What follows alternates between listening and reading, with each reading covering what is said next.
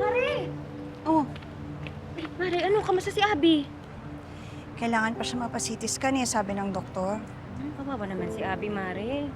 Eh, yun na nga eh. Maho-confine kami sa ospital ng mga ilang araw para obserbahan daw siya. Eh, mukhang mauubos ang ipon ko, Mari. Pati yata puhunan ko masasaid. Ano ka ba? Kikitain mo din yan. Kaya mo yan. Ay, Mare, may sasabihin sana ako sa'yo.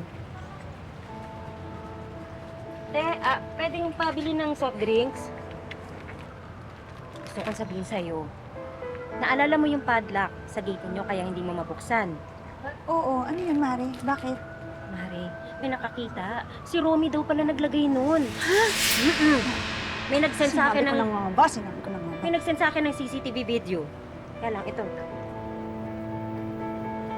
Yan, panoorin mo.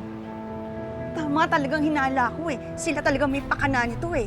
Oh. Yung mag-asawang yan, pero wisyo talaga yan. Alam mo ba, ang dami na pala nilang kapitbahay na hindi binayaran ng utang at saka yung may-ari ng apartment, imbierna na.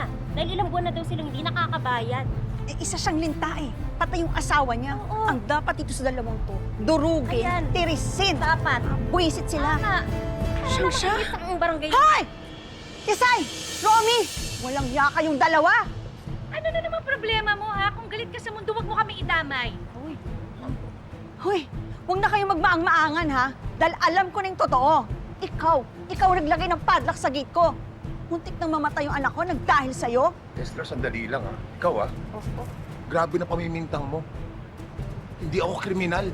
Kung di dahil doon sa padlock na nilagay nyo, mauubusan ng dugo yung anak ko. Hindi kami makakalabas. Eh, di ba nakalabas man kayo ng gate? Natanggal yung padlock, ligtas naman yung anak mo, so ba't nagre-reklamo ka pa? Ah, ganun? Hindi ka talaga aamin sa kasalanan mo, no?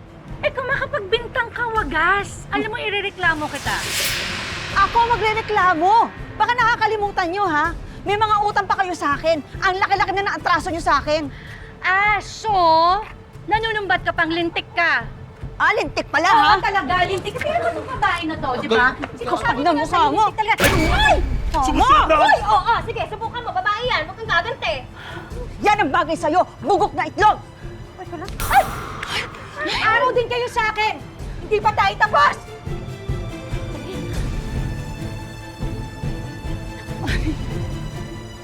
Ba't ako? I hate you!